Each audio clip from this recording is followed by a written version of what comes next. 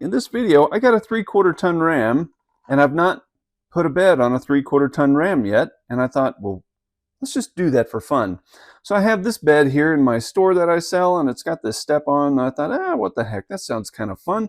Let's see how easy it is to take this bed and stick it on this pickup. Let's get going. Okay, before we get too far, we are going to have to drill out this rivet in order to take this bed off. I do not recall exactly if the bed is tied to the cab. We're about to find out.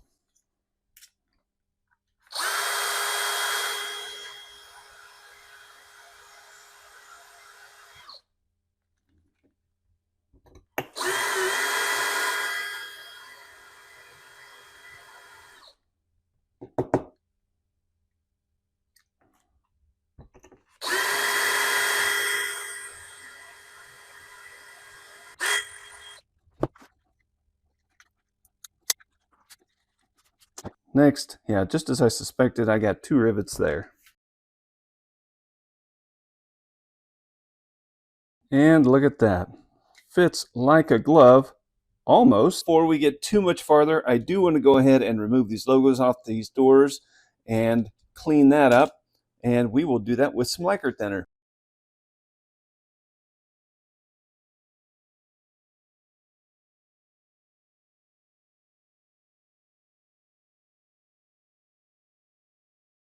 Okay, these logos didn't come off perfect. As you can see, there's still a little bit of blue down here in that groove. And then even some of the paint on these sharp edges started to come up. Not a big deal for this pickup. This, again, is an experiment, so I'm not too unhappy about that. There's still a little bit of blue right there. I could probably come in here and take a little bit more of that off. But I really don't want to get into the base coat, and from a distance I don't think we're going to notice it anyway. I think it'll be fine. Before I put that cab on, these running boards here, I broke those pins. They do actually pin in this frame, so they are easy to put back on. Just a little bit of glue here and some Insta-Set, and that'll get us where we need to be.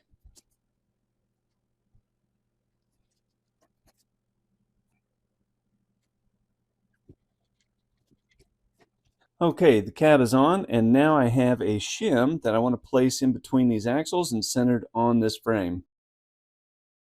What you use for a shim does not matter. I'm using some scrap styrene plastic because I happen to have it here in the shop. I don't know what thickness this is. All I know is I get the right amount of gap between the fender and the tire, and so as long as you're accomplishing that task, the product you use to get there doesn't matter at all.